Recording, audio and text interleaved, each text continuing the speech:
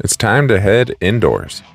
The series is off to the Dome at America Center in St. Louis, where we will get to see the second round of the SMX playoffs. There's no concrete barriers in the way, no lightning, but we do have some bowl corners. This is our race day update show that we do every Saturday morning, where we go over the rider injuries, all of the storylines, point standings, and even some statistics for fantasy or betting purposes. It's pretty much everything you need to know before the gate drops.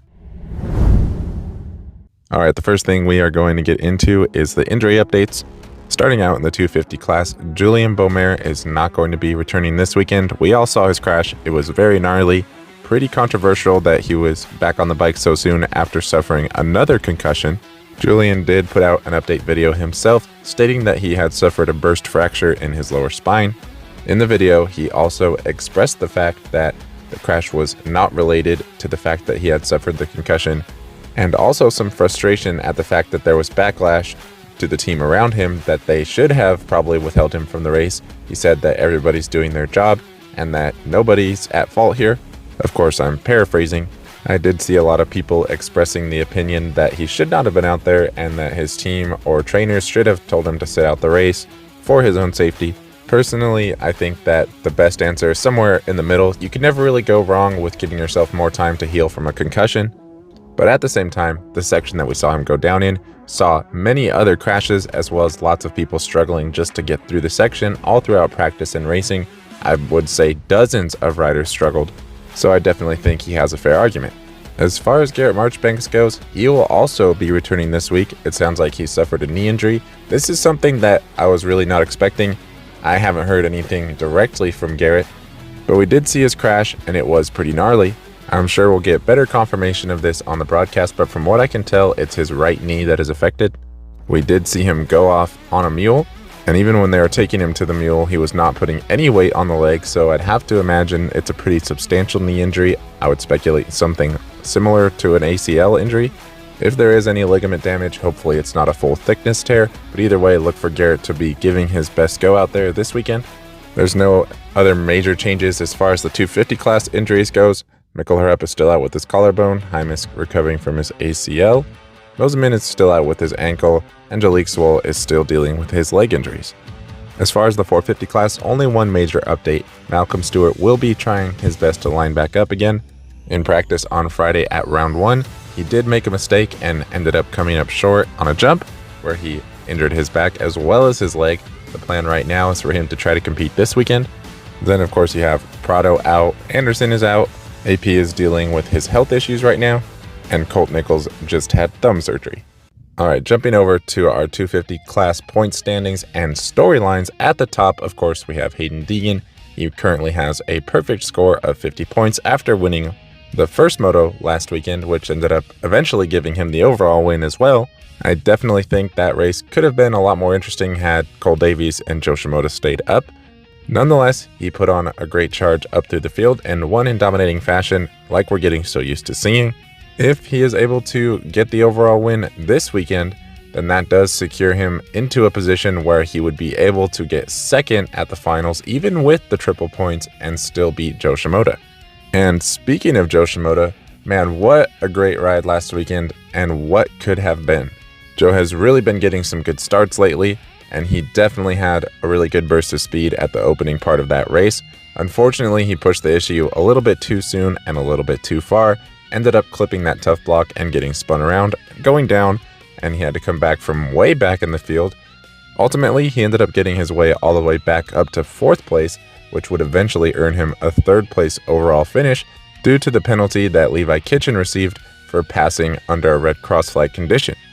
With that 3rd place overall finish, he is now 8 points behind Hayden Deegan with 42 total points, so he is still well within striking distance.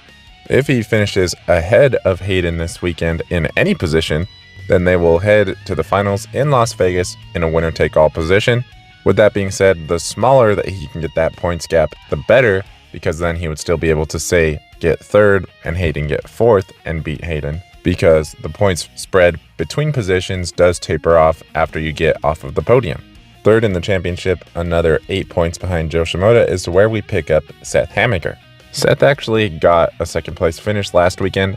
But unfortunately for Seth, instead of receiving the traditional 22 points for second place, he was docked 5 championship points for jumping on a red cross flag. However, unlike Levi Kitchen, he did not advance any positions in a red cross flag condition, so he still kept his position.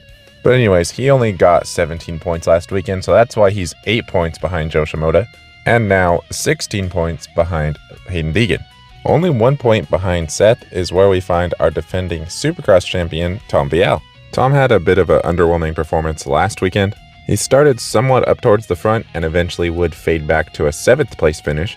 Keep in mind that the last time we saw him fade during a race, it was due to a shock issue on his bike, but we don't know for sure that that is what happened.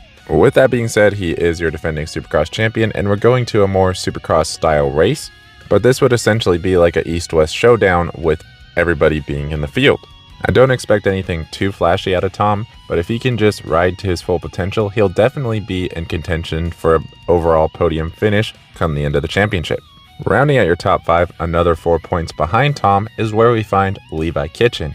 And man, to finish the race in 3rd and then walk away from the race without your podium and only 13 points to your credit for the whole weekend, that is pretty rough. Now, he was losing the 5 points and a position regardless, and a 4th place in Moto 1 is still pretty solid. I don't know that him going back out there for Moto 2 would have helped him that much. I think best case scenario, he goes out there and gets like a 2nd place, and maybe that bumps him back to 3rd overall and he would gain another point, maybe 2 points. Either way, absolutely detrimental mistake doing all that on the red cross flag. Had he not done all that and still brought home a 3rd place finish, then he would actually be 3rd in the championship right now, and he would only be 6 points behind Joe, so he would be in a much better position. And speaking of much better positions, in 6th is where we find Austin Forkner. This man jumped all the way from the 14th seed to 6th in the championship with a single point round. And he was able to do that by bringing home a top 5 finish, and he didn't have any help doing that. If anything, he had a little bit of an injustice because the Levi Kitchen pass was under red cross flag conditions, which was completely illegal.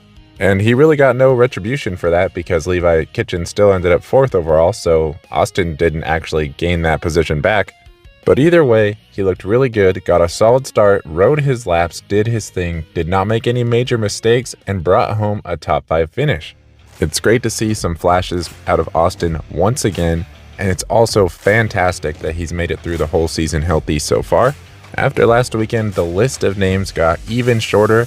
Right now, as far as I can tell, it's just him, Hayden Deegan, Joe Shimoda, and Justin Cooper. They are the only 4 guys who have competed in every race this season, after Garrett Marchbanks and Malcolm Stewart both fell out of the competition last weekend. Well, I guess you can kind of count Garrett because he crashed out of the race, and supposedly he's competing this weekend, so we'll have to see how that goes. But either way, there's only 4 or 5 guys that have made it this far through the season healthy, so shout out to Austin for doing that. If he can come out here and back up that same performance that we saw last weekend, he might be right in the middle of this podium battle by the end of the championship. 1 point behind Austin is where we find Nate Thrasher. Now you might be surprised to hear him this high up. He did start off in the 11th seed because he had some really good runs in Supercross, definitely struggled in motocross at times, but he was starting to come around by the end of motocross as well. He only managed a 9th place finish in Moto 1, but that was still good enough to bump him all the way up to 7th in the championship. 8th in the championship, actually tied with Nate right now, is where we find Max Voland. Unfortunately, he did struggle just a bit last weekend. He was seated higher than Nate Thrasher, but he brought home a 12th place finish, and that is how he is now tied for 7th. Then 9th in the championship, only 1 point back from those 2 guys, is where we find Ryder D. Francisco. Believe it or not, Ryder D actually rode really good last weekend. He brought home a quiet 6th place finish. It was kind of underhyped at the time because we did not know that that was going to be the overall results.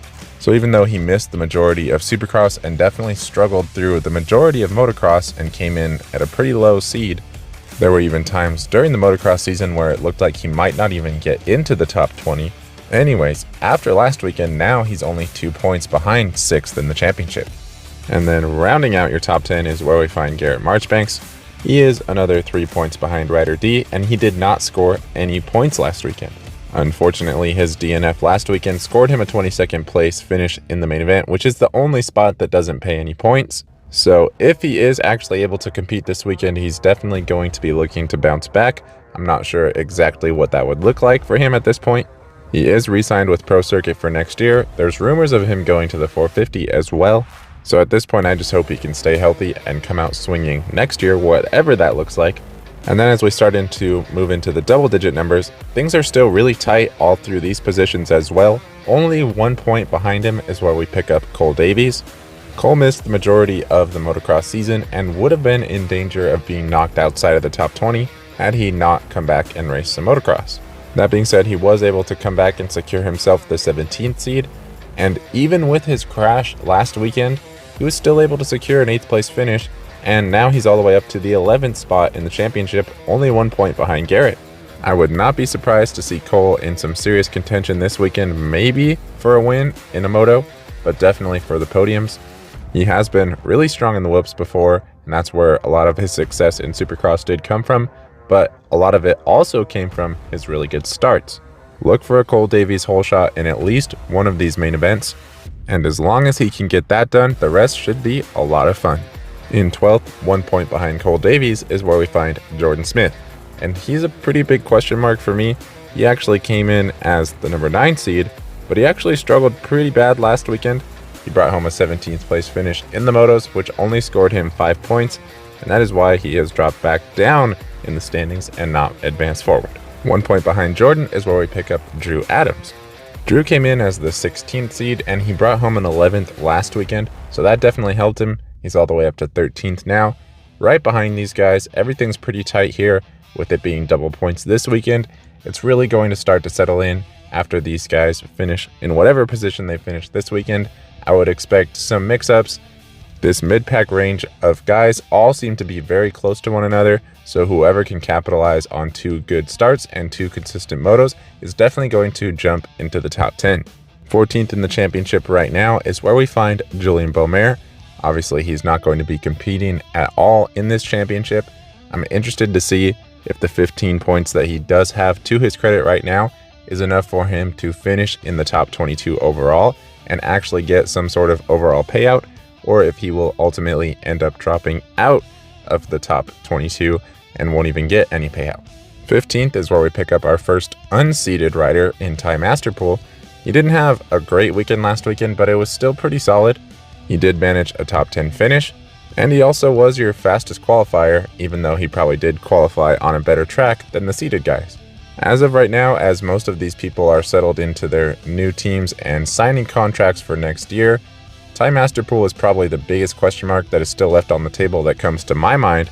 I'm really curious to see what he could do in these next 2 weekends and where he will end up next year. In 16th, right now, tied with Ty Masterpool, is where we find Michael Mosiman. He's not competing in the championship either. 1 point behind Michael is where we pick up Dylan Schwartz.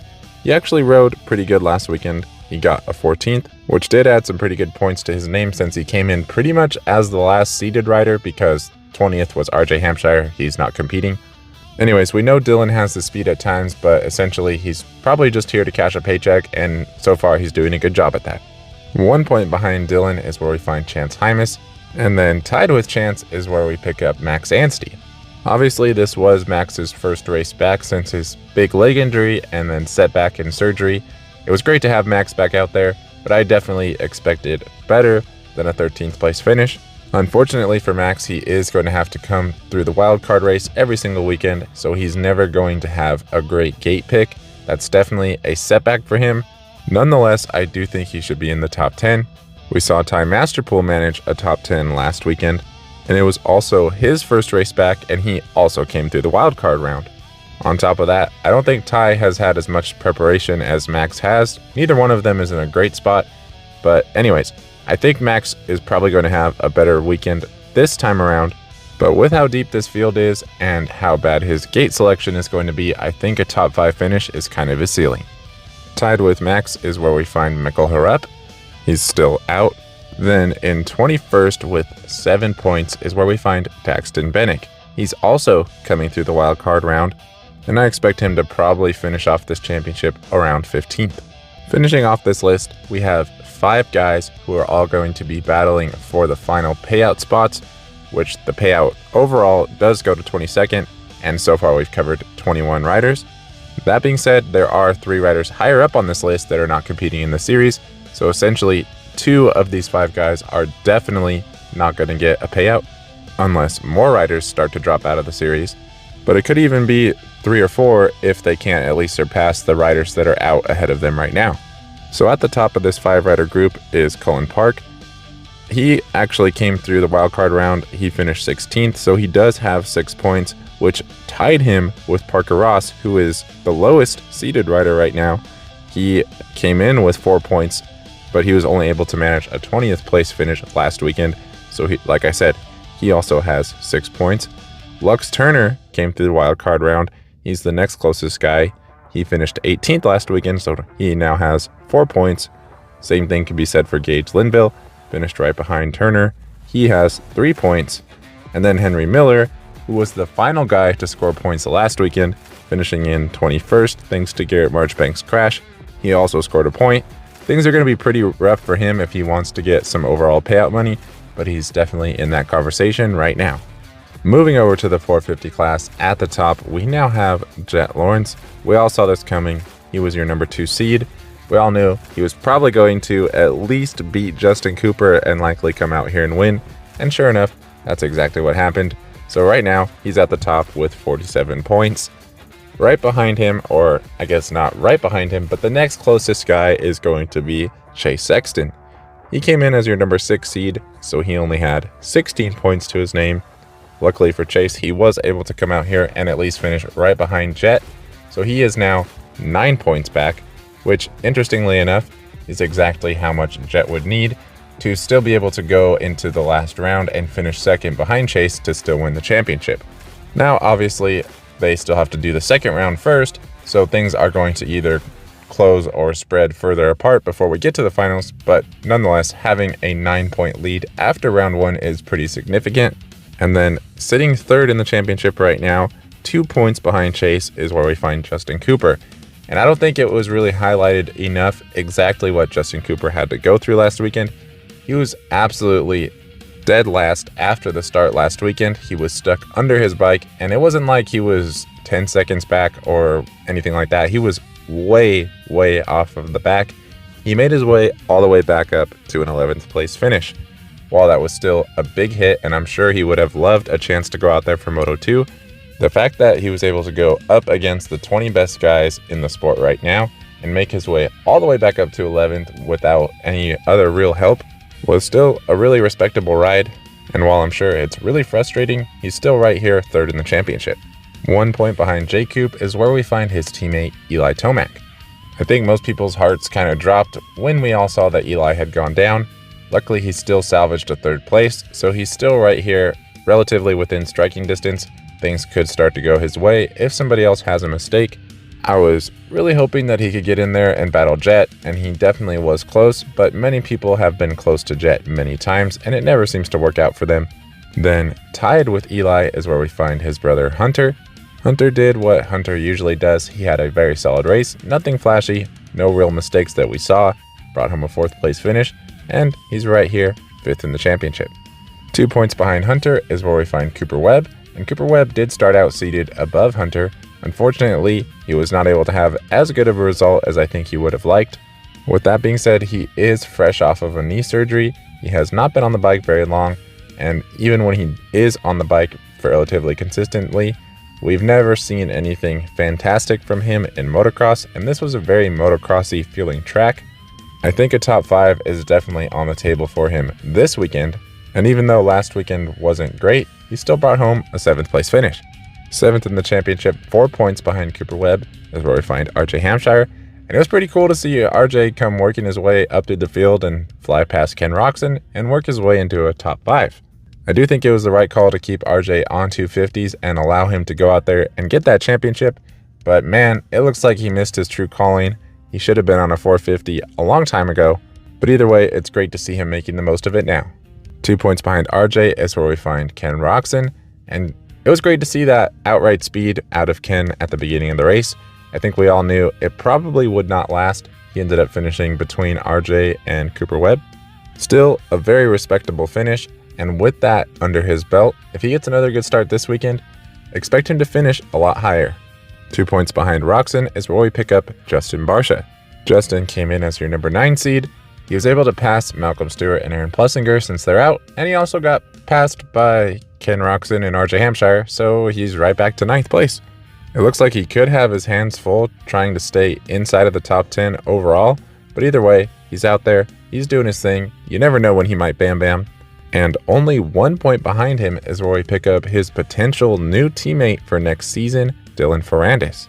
Dylan did end up beating Justin last weekend. He was able to bring home an 8th place finish, and he has closed right in on the back of Justin now.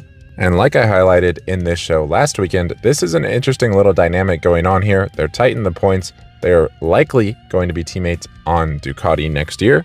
And don't think that this doesn't matter. These guys are very similar as far as their accolades. Dylan Ferrandis is a Premier Class champion in the American Motocross Series, but Justin Barcia is a multi-time Supercross winner. They're both on the later parts of their career, and I'm sure they both want to be seen as the premier rider on their respective team. 3 points behind Ferrandis is where we find Joey Savatgy, and he quietly got 9th last weekend. Now, like I said earlier, we didn't know that that was going to be the overall result, and a lot of these guys that had solid finishes but weren't towards the front just kind of got swept under the rug or forgotten about. Joey's going to get himself a nice payday as long as he can stay healthy through the rest of the championship. In 12th and 13th is where we find Malcolm Stewart and Aaron Plessinger. 14th, only 1 point behind AP, is where we find Shane McElrath. He only scored a 15th place last weekend. I do think he's probably going to have some better results moving forward, but either way, he's definitely solidified himself as one of the guys. He had some really good speed at times in Supercross. He's looking really good and comfortable on that Honda, and I'm excited to see what next year brings. Rounding out your top 15 is Justin Hill.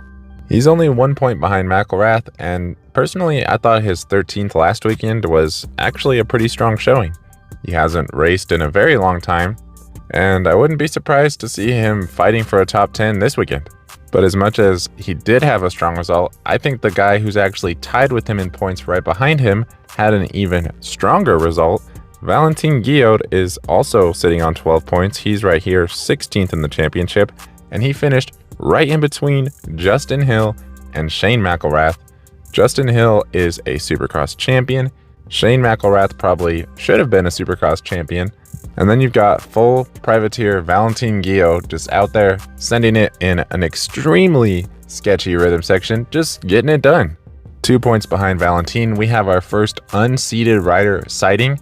Benny Bloss quietly beat all of those guys last weekend, bringing home a 12th place finish, so he already stacked up 10 points. In 18th and 19th is where we find the Cowie boys. Then in 20th is the guy who's not even supposed to be here, Dean Wilson. Now, I don't know about you guys, but I could hear Dean's knees squeaking all the way through my TV last weekend. I know they were just screaming in those ruts. That was tough, but luckily he survived. Luckily, the ruts are not going to be nearly as bad this weekend. Don't be surprised to see Dean Wilson closer to that 12th or 13th place range. And at the end of it all, he'll probably finish right around 15th in the championship. 21st right now is where we find Mitchell Oldenburg. And I did make the prediction that I think he will probably win a wildcard race before the season is over. And that prediction is not looking very good right now, but I will still stand by what I said. He went out there and brought home a 17th place finish, and now he has 5 points. 22nd is Colt Nichols. He's not competing. So then we have the guys on the outside looking in. 22nd in the overall championship still pays $25,000. And as of right now, there's 5 guys that were in the main last weekend that are still on the outside looking in. And at the top, we have Cody Schock. Now, unfortunately, Cody did go down off the start. I did expect a much better result from him. He did still salvage a 18th place finish, so that's why he's at least at the top of this group. I don't see him having any issue getting around the 2 Cowie riders, and all these guys are going to leapfrog ahead of Colt Nichols. Anyways, realistically, 3 of these next 5 guys are probably going to get a chunk of this final purse payout, and Cody Schock is leading the charge. 24th in the championship right now, tied with Cody Schock, is the guy that he had to fight tooth and nail for that final transfer spot directly into the main. And luckily for Mitchell, he is in the main. I think that he might have had a little bit of a hard time getting in. He probably still would have got in, but it would not have been nearly as easy. Anyways, he did bring home a 20th place finish, which scored him a couple of points, and when you combine that with his seeding points, he's right here with 4 points as well. Then we have Harry Koulas, who just missed out on transferring as well. He was not far behind Cody Schock. Now, he did struggle a bit, but he still brought home a 19th place finish, and that's why he's right behind Cody Schock. Then the next closest guy in 26th is going to be Jeremy Hand, and he was the last person who was able to score points last weekend, bringing home a 21st. And then we have Romain Pape. He did not score any points because he finished in 22nd, but I have heard from Daniel Blair that he's actually not that bad at Supercross, so maybe he gets back into the main event this weekend and maybe he scores some points. He has a ways to go if he wants to get some final purse payout money, but it's definitely still on the table, especially as we head to these rounds with double and triple points. As far as the schedule this week, things are a lot different, so pay attention. I'm going to reference all the times in Eastern time so you guys can adjust accordingly to whatever your time zone is. Race Day Live is going to kick off at 1:30 Eastern. One thing that I was not sure about in this show last weekend is whether or not it would cover the wildcard race, and it looks like we now know for sure that they will stay tuned to the wildcard race, which means it's going to be well over 3 hours of coverage. The Race Day Live show itself is going to come on just after 250 unseeded qualifying has ended, and right as 250 seeded will be going out on the track, so you'll get to see all of that, including the 450s and the SMX Next class. And then you'll also get to see the entire second round of everybody's qualifying later on in the show. And if you have things to do, make sure that you tune back in by 4:30 Eastern to watch the wildcard races. They are essentially the LCQs of the playoffs. Granted, they're not that crazy this week because there's a lot of transfer positions open. That being said, there will only be 6 spots available in the 450 class this week as long as Malcolm Stewart can line up. As far as the actual night show itself, we're back to a very Supercross feeling type of schedule here. It's going to kick off at 7 Eastern with the 250 class, and the SMX Next class will race in between the Moto 1s and Moto 2s. Their race is only 8 minutes plus a lap, so not nearly as long, but still pretty significant. And normally this is where we would talk about the weather, but thankfully we are in a dome this weekend. It's pretty warm over there, but it really shouldn't come into factor.